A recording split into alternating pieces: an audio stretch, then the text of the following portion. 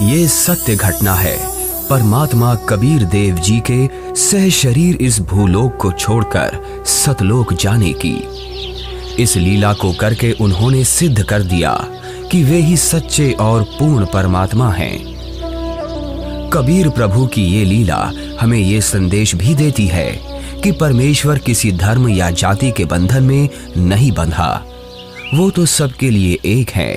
और अगर किसी ने सतभक्ति की है तो पृथ्वी के चाहे जिस भी कोने में शरीर छोड़े, वो अपने पुण्य कर्मों के प्रताप से उद्देशित लोक को ही प्राप्त होता है।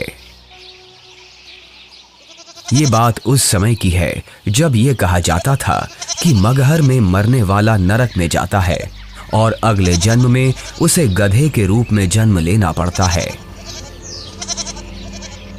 इसके अलावा ये भी कहते हैं कि अगर किसी को मोक्ष चाहिए तो उसे काशी आना चाहिए और वहीं अपने प्राण त्यागने चाहिए, जिस कारण से मोक्ष अभिलाषी वृद्ध लोग अपना अंतिम समय अपने अपने पुरोहितों के घर काशी व्यतीत करने के लिए, निवास करने के लिए आने लगे तथा पुरोहितों को उनके खाने के रुपए तथा पुरोहितों की पूजा अलग से प्रति महीना देने लगे, जिस लालचवश काशी के पंडों ने वृद्धों को अपने अपने घर पेइंग गेस्ट के रूप में रखने लगे। एक एक पुरोहित के घर 10-10 वृद्ध हो गए। कोई रोगी तो कोई अन्य परेशानी से ग्रस्त होने लगे तो उन लालची पंडों ने मीटिंग करके षड्यंत्र के तहत वृद्धों को मारने के लिए गंगा दरिया के किनारे एक करोंत यानी आरा लगाया।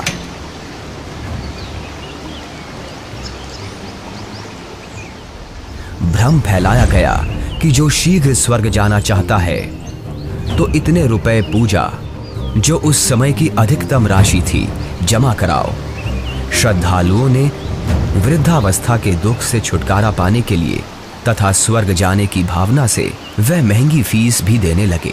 उन पंडों ने आदमियों का आरे से गर्दन काटने का पाप सिर पर ले लिया। पंडों के षड्यंत्र पर विश्वास करके वृद्ध अपने बेटों से काशी में प्राण त्यागने के लिए आग्रह करने लगे। लेकिन पिताजी, अभी आपकी और माँ की आयु ही क्या है? अभी तो आपको अपने पोतों का ब्याह देखना है, उनकी संतानों को अपनी गोद में खिलाना है। देख बेटा, जिंदगी जीने का लालच तो कभी खत्म नहीं होता, और वैसे भी अपने जीवन में हमने अपनी सारी जिम्मेदारियों को पूरा कर लिया। अब जब भगवान के पास जाना ही है तो देर क्यों करना? हमें काशी में पवित्र करौंत लेने में स्वर्ग की प्राप्ति होगी। लेकिन पिताजी, काशी में लगे उस करौत के नीचे आकर मरना तो आत्मदाह हुआ ना? अगर उस आत्मदाह से ईश्वर मिलते हो तो क्यों ना आत्मदाह किया जाए? और वैसे भी यहाँ मगहर में मरने से तो हमें मोक्ष मिलेगा नहीं। अगर हम यहाँ मरे तो अगले जन्म में हमें गधे के रूप में जन्म लेना पड़ेगा। क्या तू चाहता है कि तेरे माता पिता का अगला जन्म गधे के रूप में हो? जितनी जल्दी हम काशी जाकर करौंत के नीचे मरेंगे उतनी जल्दी ही मोक्ष मिलेगा। लेकिन पिताजी। बस बेटा, तू हमारे साथ काशी चलकर वहां हमारी करौंत के नीचे आकर प्राण त्यागने की व्यवस्था कर दे। रामशंकर अपने माता पिताजी के साथ काशी के घाट पर पहुंचते हैं।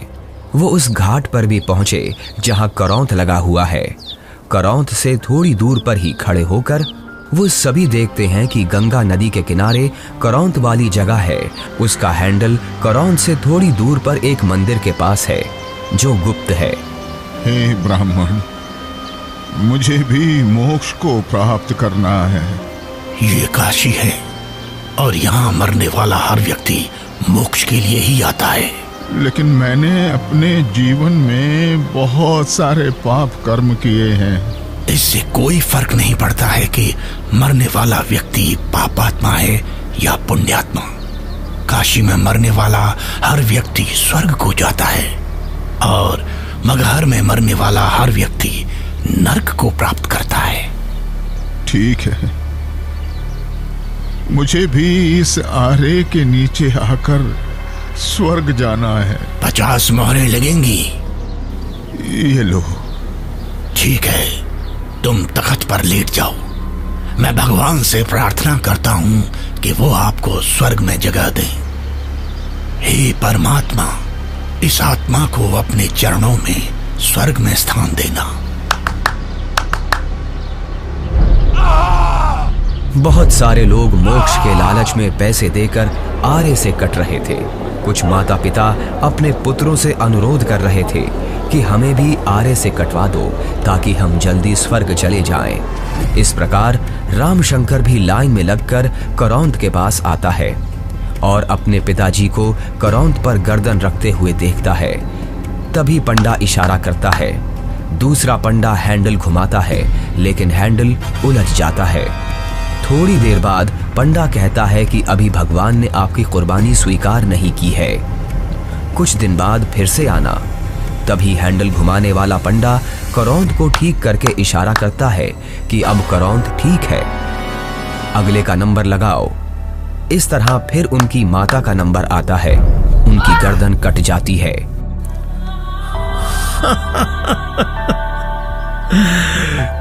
कितना भागा हूं मैं कि भगवान ने मेरी कुर्बानी स्वीकार नहीं की।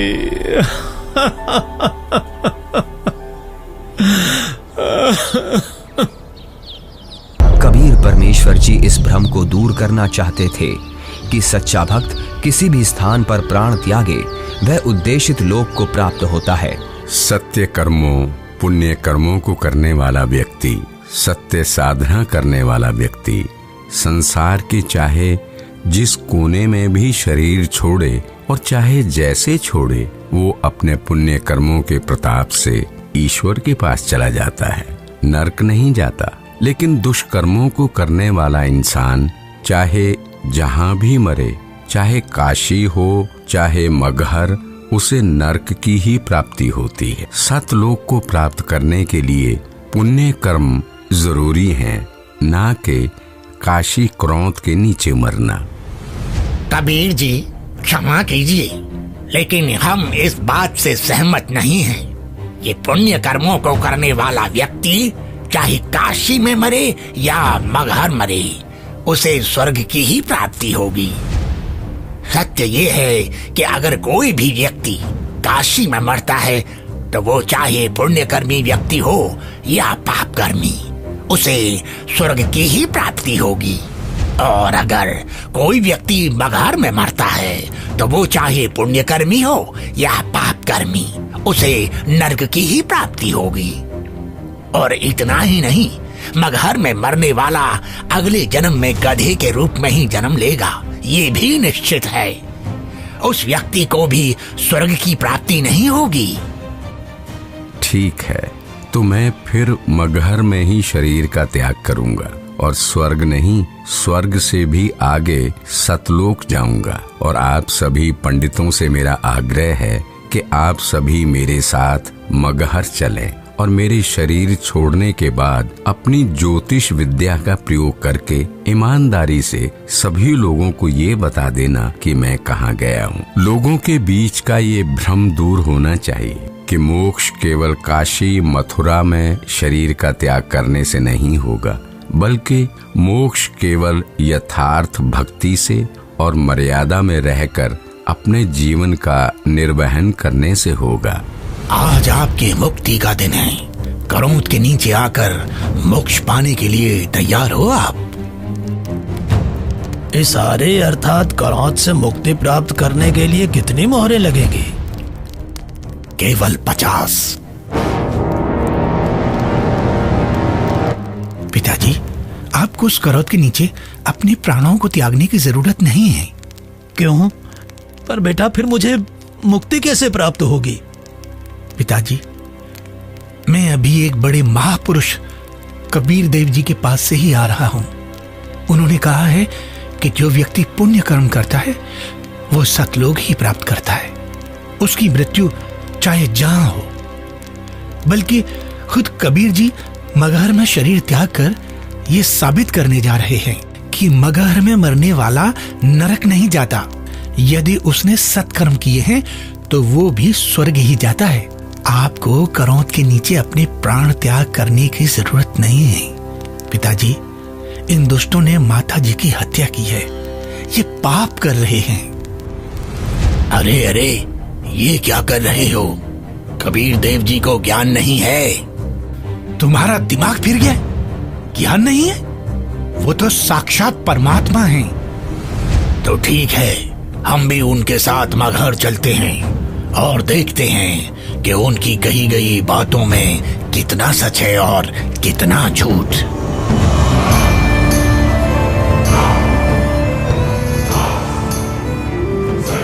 वीर देव सिंह बघेल जी की जय। महाराज, हमें ज्ञात हुआ है कि कबीर देव जी अपने शरीर का त्याग करने के लिए मगहर जा रहे हैं, लेकिन हमने सुना है कि मगहर में जो भी अपने शरीर का त्याग करता है उसे कभी स्वर्ग की प्राप्ति नहीं होती है। कबीर देव जी तो साक्षात परमेश्वर हैं और वो शरीर का त्याग चाहे जहां करें। ये मगहर में प्राणों को त्यागने की लीला वो इसलिए कर रहे हैं जिससे जनमानस को ये संदेश दिया जा सके कि आपको स्वर्ग की प्राप्ति होगी या नहीं, ये आपके पुण्य कर्मों पर निर्भर करता है, न कि मरण के स्थान पर। हमें कबीर देव जी के साथ जाना चाहिए। हाँ, हमें सिर्फ जाना ही नहीं है, अपितु कबीर देव जी के शरीर त्याग देने के बाद हमें उनके शरीर की रक्षा भी करनी है, जिससे उनका हिंदू धर्म विधि से अंतिम संस्कार किया जा सके। क्योंकि अगर हमने उनके शरीर की रक्षा नहीं की तो वो मुस्लिम उनके पार्थिव शरीर पर कब्जा करके उन्हें दफना देंगे।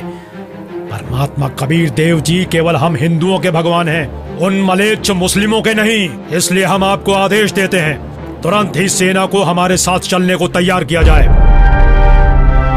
कबीर देव जी मगहर के लिए प्रस्थान करते हैं। वो नदी के किनारे से होकर गुजरते हैं, जंगल से गुजरते हैं। दिखता है कि उनके पीछे काफी सारे भक्त भी जा रहे हैं। कबीर प्रभु के साथ हिंदू और मुसलमान दोनों धर्मों को मानने वाले भक्त हैं।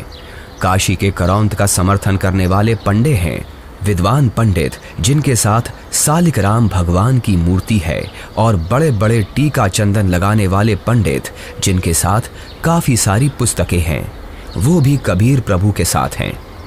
रामशंकर और उसके पिता भी कबीर प्रभु के साथ हैं। तभी उनके पीछे वीर देव सिंह की सेना भी आ जाती है। वीर देव सिंह कबीर देव जी को प्रणाम करते हैं। कबीर प्रभु के पीछे काफी सारे भक्त और सेना भी चल रही है।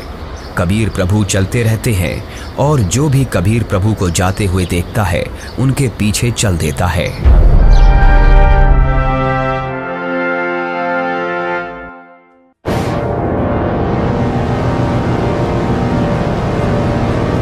सलाम वालेकुम नवाब बिजली खान पठान साहब। वालेकुम अस्सलाम। कहिए, क्या खबर है? जी नवाब साहब, हमें पता चला है कि खुदा के रूप हमारे पीर कबीर जी महाराज मगहर आ रहे हैं, और सुना है कि वो यहाँ अपनी रूह को अपने जिस्म से आजाद करके सतलोक को रवाना हो जाएंगे। क्या? फिर तो हमें इसी पल कबीर जी के पास पहुंचना होगा, और कबीर जी की रूह के इस दुनिया से जाने के बाद उनके जिस्म को अपने कब्जे में लेकर इस्लाम के रिवाजों से उनके शरीर को धरती में दफन करना चाहिए। और इस बात का भी ख्याल रखना चाहिए कि उनका जिस्म काफिर हिंदुओं के हाथ न लगे। जी नवाब साहब, ऐसा ही होना चाहिए। सेना को हमारे साथ कबीर जी के पास चलने के लिए फौरन तैयार किया जाए, लेकिन कबीर जी को इस बात की अभी भनक न लगे।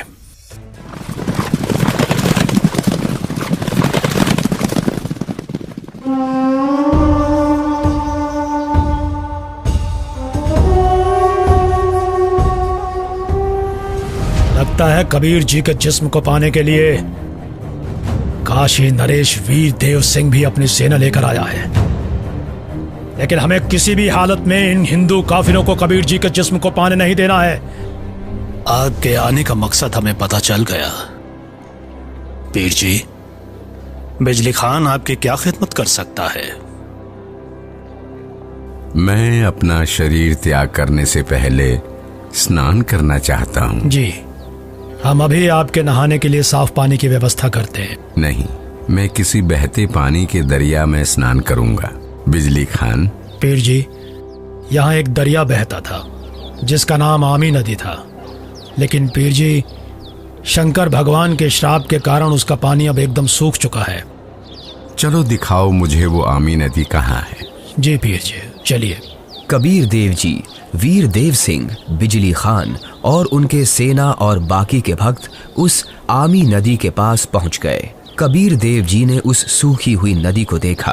कबीर देव जी ने अपने हाथ जोड़कर प्रार्थना की और फिर अपने हाथों को हवा में ऐसे लहराया जैसे कि वो नदी को बहने का इशारा कर रहे हों। कबीर प्रभु के ऐसे इशारा करते ही थोड़ी दूर पर नदी की ही जगह पर एक जोर से धमाका हुआ और धरती के अंदर से पानी का सैलाब निकला। ये देखकर सभी लोग चौंक जाते हैं और सभी भक्ति भाव से भरकर कबीर प्रभु को देखते हैं और अपने हाथ जोड़ लेते हैं। पूरी नदी में पानी भर जाता है।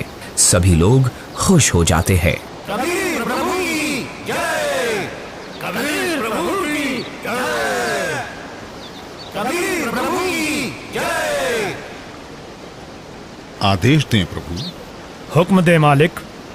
मुझे 2 सफेद चादरें चाहिए, एक बिछाऊंगा और एक ओढ़ूंगा। जो आज्ञा प्रभु। इसी क्षण 2 सफेद चादर यहाँ लाई जाएं। कोई और आदेश दें प्रभु। बिजली खान, तुम सेना किस लिए लाए हो? वीर देव, तुम किस लिए सेना लाए हो? प्रभु जी, हम आपके शरीर को इतना मलिच्छ मुसलमानों के हाथ नहीं लगने देंगे। इन्होंने अगर आपके शरीर को छू तक भी लिया तो इनमें से कोई भी जीवित नहीं बचेगा। हम आपका अंतिम संस्कार हिंदू रीति रिवाजों से करेंगे। तो हमने भी चूड़ियां नहीं पहन रखी हैं। हम भी अपने अल्लाह के स्वरूप पीर कबीर जी का जिस्म हिंदू काफिरों को नहीं देंगे और इस्लामी तरीके से पीर जी का शरीर को दफन करेंगे। और अगर ऐसा नहीं हुआ तो इसका अंजाम बहुत बुरा होगा। हम वीर देव की सेना से युद्ध करके आपका शरीर प्राप्त करेंगे, लेकिन अंतिम संस्कार हम मुस्लिम तरीके से ही करेंगे। मुझे नहीं पता था कि तुम सब मेरी शिक्षाओं को इतना ही समझ पाए हो। 120 साल हो गए मुझे तुम सब लोगों को समझाते हुए, फिर भी इतना ही समझ पाए हो। मुझे इतना ही जाना है तुम सब ने। आज भी तुम एक ना होकर हिंदू मुसलमान बनकर अलग अलग खड़े हो। मेरी चेतावनी है, अगर तुम लोगों ने आपस में झगड़ा किया तो ठीक नहीं होगा। तुम दोनों एक ही परमात्मा की संतान हो। तुम दोनों अलग अलग ना होकर एक ही हो। हम सबको एक साथ रहना है। मेरे सतलोक गमन के बाद इन चादरों में तुम्हें मेरा शरीर नहीं मिलेगा। एक चादर तुम हिंदू ले लेना और एक चादर तुम मुसलमान, और इन चादरों में जो भी चीज मिले उसे आपस में आधा आधा बांट लेना। आपस में लड़ाई नहीं करना, नहीं तो गृह युद्ध छिड़ जाएगा। मेरे जाने के बाद आपस में झगड़ना मत, ये मेरा आदेश भी है और विनती भी। कबीर प्रभु का शरीर मैं किसी को नहीं दूंगा। कबीर प्रभु के जिस्म को छोड़ने के बाद मैं इनके शरीर को अपने कब्जे में लेकर ही रहूंगा। अब मैं चलता हूं।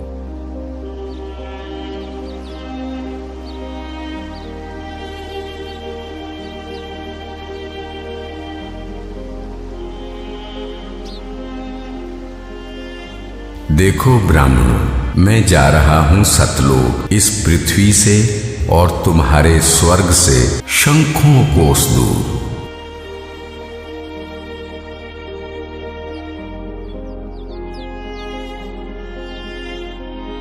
उठा लो पर्दा, इसमें नहीं है मुर्दा, इस चादर को उठाओ। जैसे ही वीर देव और बिजली खान दौड़कर वो चादर उठाते हैं तो कबीर देव जी की जगह उनके ही वजन के बराबर शरीर के आकार के सुगंधित फूल, गुलाब, गेंदा, गुड़हल आदि रखे हुए हैं। ये देखकर सभी लोग चौंक जाते हैं। सभी लोग हाथ जोड़ लेते हैं। अब वीर देव की आंखों से आंसू निकलते हैं। बिजली खान की आंखें भी नम होती हैं। दोनों एक दूसरे को देखते हैं और आपस में एक दूसरे को गले लगाकर रोने लगते हैं। दोनों सेनाओं के सिपाही भी एक दूसरे को देखते हैं। वहां खड़े ब्राह्मण लोगों की भी आंखों से आंसू गिरने लगते हैं। रामशंकर और उसके पिता के भी आंसू गिरते हैं। सभी लोग एक साथ कबीर देव जी के नाम का नारा लगाने लगते हैं। कबीर प्रभु की जय, कबीर प्रभु की जय।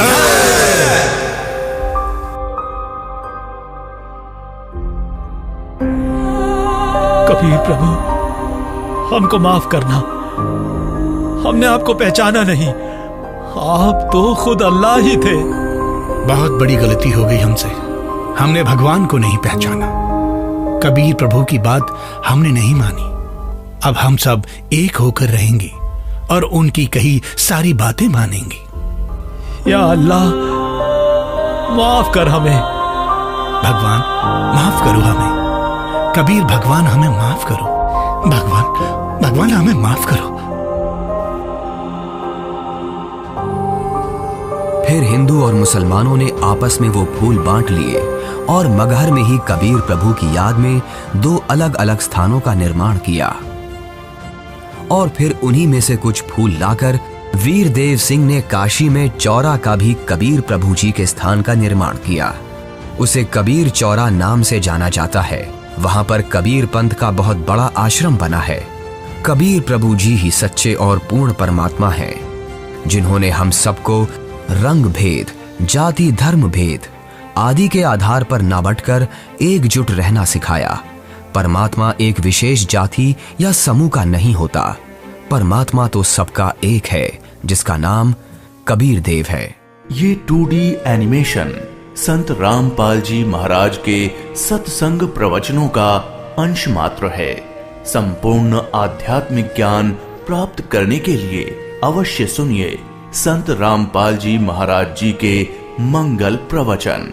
आप संत रामपाल जी महाराज जी के मंगल प्रवचन संत रामपाल जी महाराज एप्लीकेशन पर भी सुन सकते हैं तथा उनके द्वारा लिखी पुस्तकें भी डाउनलोड कर सकते हैं।